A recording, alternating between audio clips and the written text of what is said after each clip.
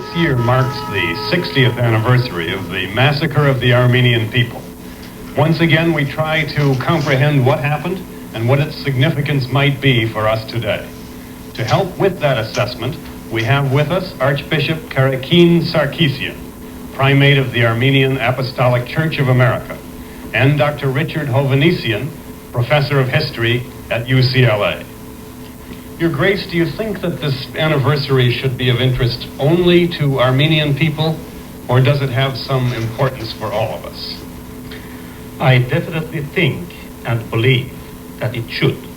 It should be of interest and concern for all the people with all religious backgrounds, ethnic origin, or cultural background, for all people who are concerned with human justice, human rights, and freedom of man. All right, perhaps we can pursue that question, but let's look first at a brief historical commentary that you recorded for us earlier concerning the Armenian nation since World War I.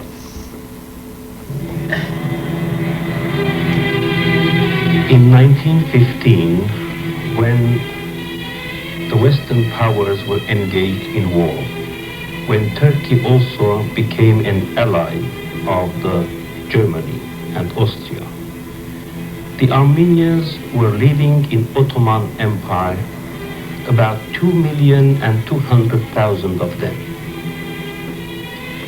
They were looking for certain reforms to be implemented under the supervision of the Western powers, to have their citizens live according to the basic requirements of human rights. Of course, the Turkish authorities of the time, in 1915, were what are known in the history as the Young Turks, progressive people, liberal people, as themselves proclaimed. The Armenians had become, in their own judgment, a nuisance to Turkey, in the sense that the European powers, England, Germany, France, and Russia, were intervening in the affairs of the Ottoman Empire because of the Armenians, because the Armenians were asking for reforms in their own life, in their own country, under the Ottoman rule. Now, they took advantage, the Young Turks, of the First World War, when all these powers were engaged in war, to put an end to that question which was known as the Armenian question. And the method and the measure they devised to put an end to that question was just to suppress the Armenian people from their land. It was such an event in our history that I think all historians now agree that was unprecedented in modern history. The number of the victims, as we call them Armenians, the martyrs, is about 1,500,000. The largest number of those who survived live in a portion of our motherland in Armenia, which has now been incorporated in the Soviet Union. That segment of Armenia, with 2,000,000 and now 800,000 people, is the center of national life for the Armenian nation. They are in the Middle East, in the Lebanon, in Iran, in all the Middle Eastern countries. They are in Europe, they are in Canada, they are in the Far East, as far as Australia, and even some Armenians in New Zealand. There are also Armenians, by the large number of them, in South America. This is what we call the diaspora. The diaspora of about 1,200,000 Armenians. Most of these people were the survivors. They escaped the massacres of 1915, and quite a large number of them came to this country of the United States of America.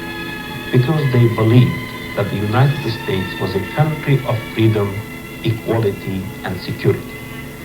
Thanks to God, and thanks to the creative ability of our people and the help of other nations, we survived. And today, all these orphans have become men of integrity. They have entered the public life in many countries and here in the United States of America. And so many thousands of young people coming to the consciousness of their national dignity and their faithfulness to their history, that really I am sometimes surprised to see such young men and women who have not seen the country. Some cannot speak even Armenian, and yet they have that sense of belonging to a nation that they cherish. And the knowledge of the history is a source of nurture of this young generation.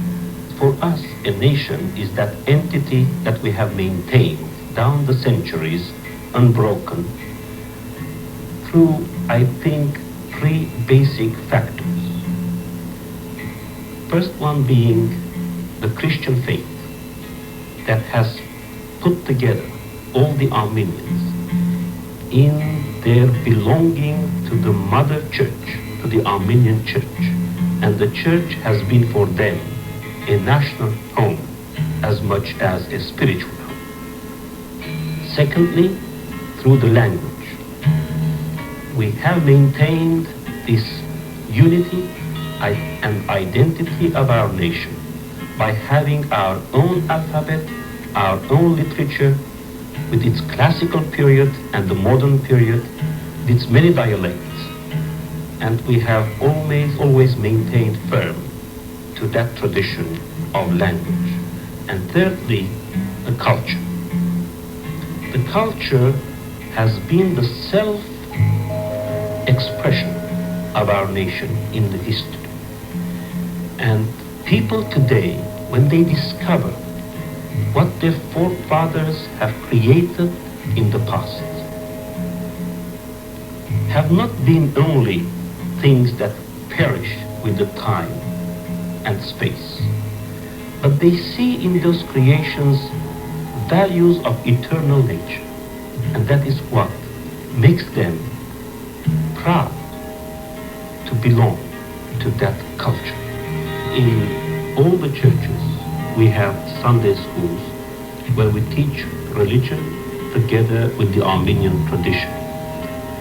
In most of the churches, we have also Saturday schools where children are taught Armenian language, history, literature. But they are Americans, they are committed to America, they love America. I think that the idea that this nation is not a nation enclosed in the past as a remnant of the museum of mankind. But the new idea with the Armenians is that we are a nation to continue. In other words, there is this hope, there is this vision, and this determination to go on, to look for the recognition and the fulfillment of the basic rights and aspirations of our people. Let me just quote you what a French great historian once said. Anatole France, the famous writer, said, "L'Arménie expire, mais elle renaîtra. Armenia expires, but it will be reborn. Le peu de sang que lui reste est un sang précieux dont sortira une postérité héroïque." The little part of the blood that remains in it is such a precious blood, out of which will come a heroic posterity. Now, these young people today, if I rightly understand it, they look back at history and they see that there was such a time when all people in the world believed that this was the end of the Armenian nation. They believed, as some authors even said it, that Armenian historiography had a second name, expressions of sale Arménien, or starving Armenian, or poor Armenian, or dirty Armenian, which is reminiscent of that past experience of our nation. Now these young people are realizing that this is not true. This has not come to be proven to be true. Therefore, they are now motivated with something they consider to be in the process of what in the third world today people call nation building process. The church is the source of maintaining the people conscious of, alert to the Christian faith that Christ gave us. And in the Christian faith, you have all these principles of hope, liberty, the freedom of man, the dignity of man. And I think that if our church can convey in a dynamic way the basic principles of the Christian faith to our nation today, it will render a great service to our nation and to mankind.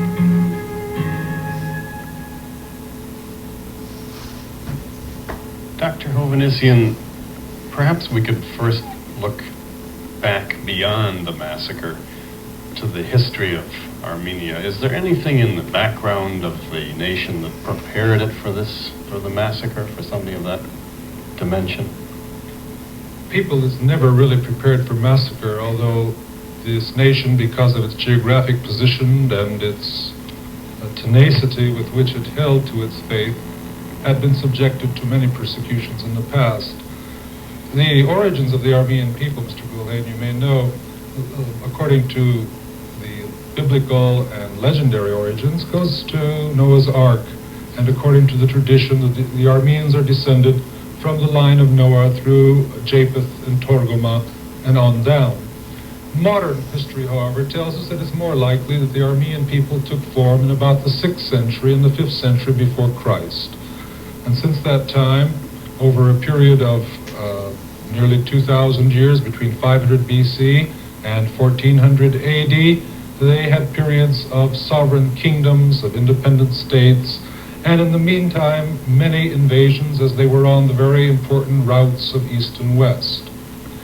The history of the Armenian people is basically one of a talented and small people, culturally alert and always builders.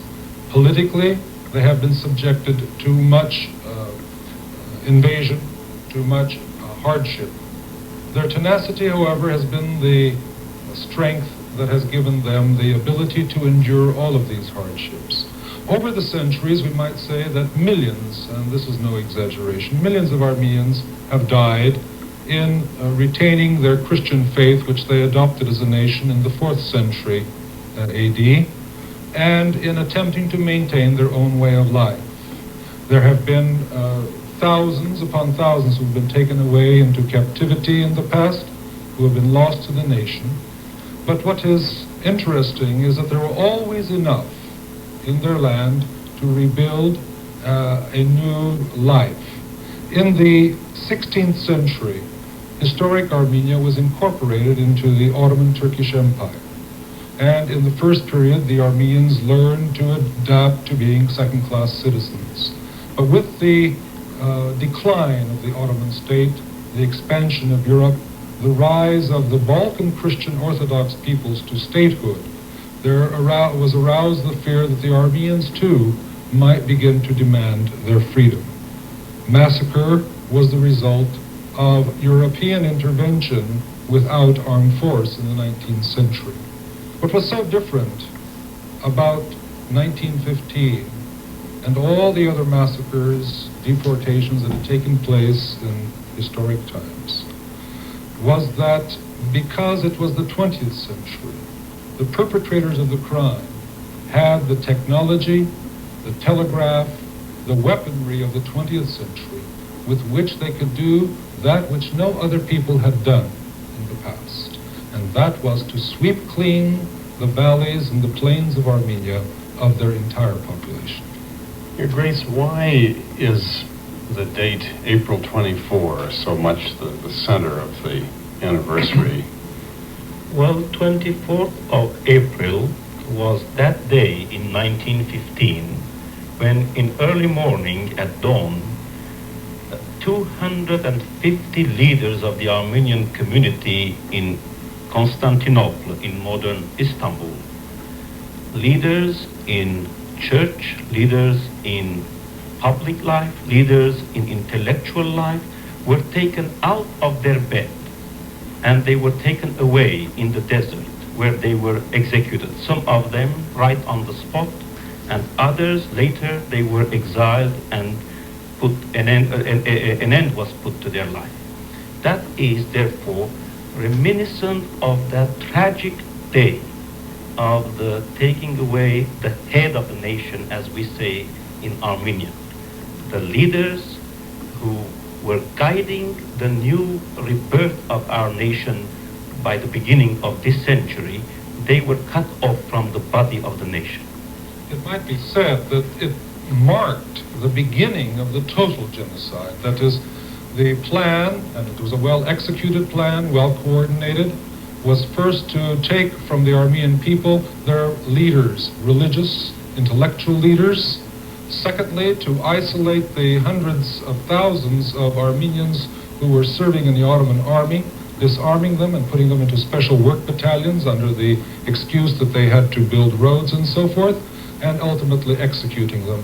Without their political leaders, without their young men, the Armenians were thus made entirely vulnerable to the secret organization. And if we may like to compare what happened subsequently in Europe in the 20th century, a secret organization led by a monolithic political party with entire control of a people, going out, surrounding villages, rounding up district after district, and setting the women and children and the aged onto the bloody road of exile. And it was not a swift death that this people met, but one that dragged on for weeks of personal outrage, torture, and ultimate decimation in the deserts of Syria. I want to ask you both, do you see parallels with, for instance, the massacre of the Jews in Germany?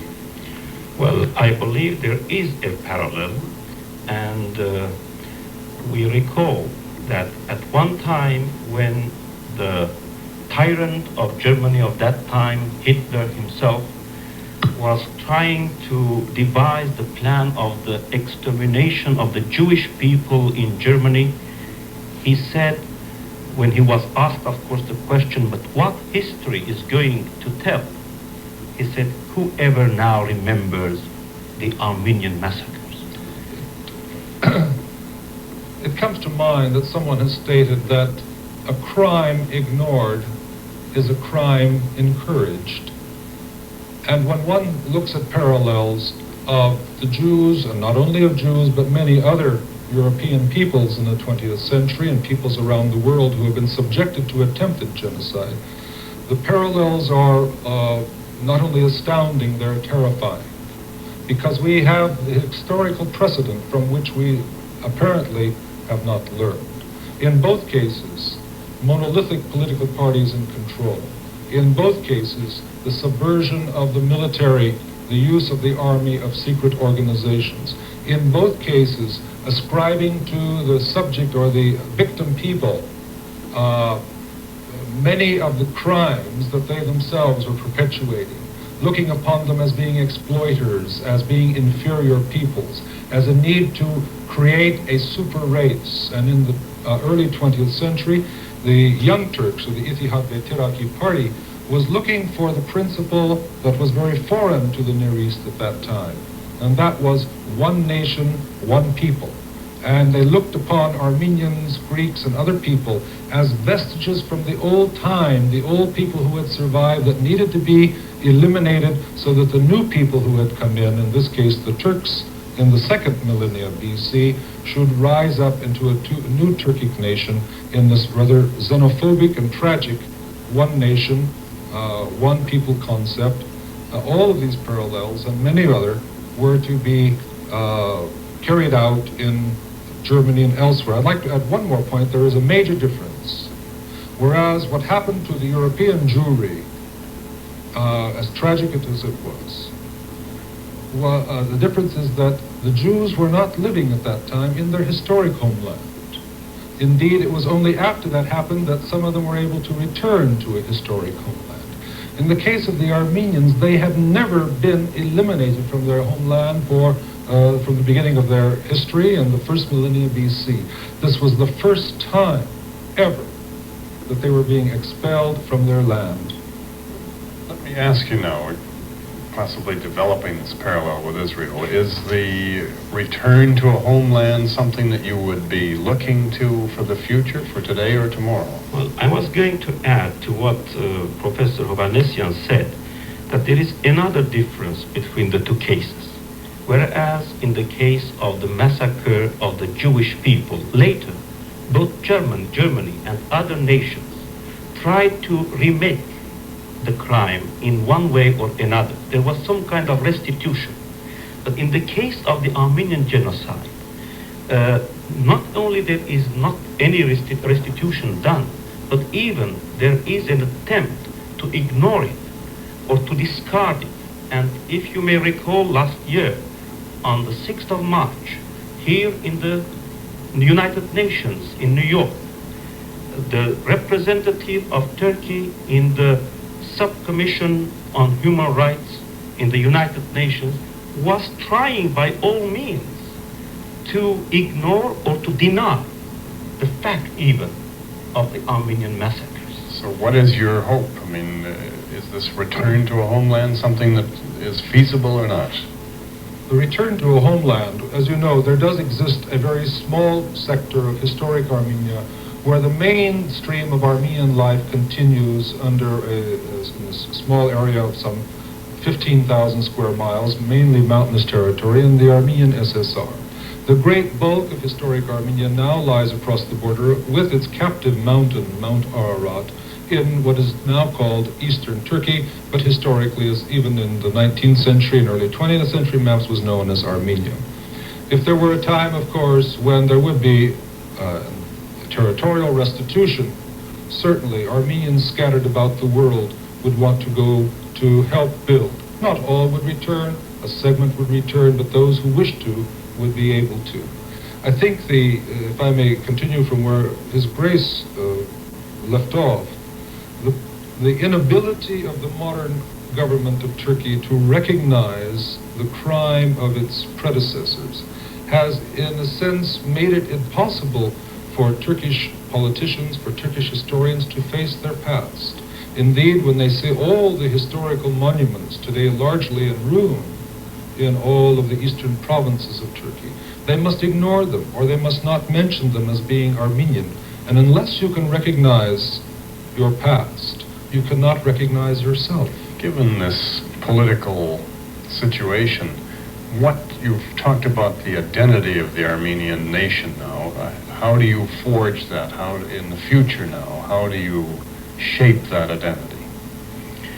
Well, I believe that the immediate ground for that identity to stand firm is the maintenance of that Armenian Christian faith through its culture, which is the source of edification, constant edification of our people, whether it be in Armenia under the Soviet rule or in the diaspora. I think we are doing so many things, even we are going beyond the limit of our, say, human capacities, to have this tradition which has lived for centuries, for thousands of years, to be alive today in this context of world culture. really sounds very difficult to maintain an identity, to sustain a culture in those circumstances. But I believe that there is a hope. It's not only to maintain it. For maintaining it, there is the hope that one day we may have that state of life. How and when, as a clergyman particularly, I am not very much versatile on these issues. But I believe in the resurrection. I believe that one day will come when the international situation may turn in a different mood. And perhaps we can take advantage of that moment of history. Through the centuries of adversity, the Armenian people also learned adaptability. They, in the very narrowest of conditions and difficult of conditions, have learned survival. They've learned to adapt to conditions. In the Middle Eastern countries and the Arab countries where they were received with graciousness by their host countries, they adapted to the culture and they added and they built in each of the countries to which they went. Armenian emigration to the United States picked up after the major massacres of 1894-96 and particularly after 1915. There are now in the North American continent, it is estimated, upwards to 500,000 Armenians, nearly all of whom were the descendants of the survivors of 1915. They came, they worked like many other immigrant groups, quietly, working hard, establishing themselves with the least amount of notoriety, still hoping to believe in the ultimate cause of justice and humanity. Let me ask you both what your young people are doing, what their sense of identity is. I was just to add the remark that while our parent generation mourned the loss of half the nation and the sweeping clean of all the historic Western Armenian provinces, the new generation, while mourning somewhat, is also now looking for action and meaningful action. For them, it goes in two levels. Regenerative action within, to recognize who they are, to learn about themselves, particularly with the emphasis on ethnic origin now, so popular and in vogue apparently, but to learn about themselves, to enjoy the rich cultural heritage, and indeed to begin to learn about that cultural heritage. So then you both obviously have some sense of hope for...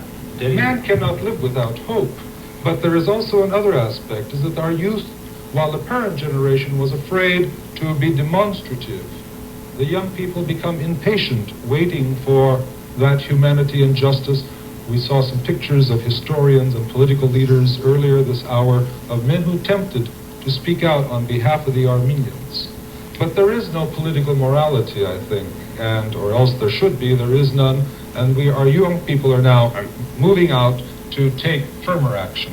I want to thank you both very much. I think you've certainly helped us understand what happened in the massacre and given us a new sense of perspective about the Armenian people in the world today.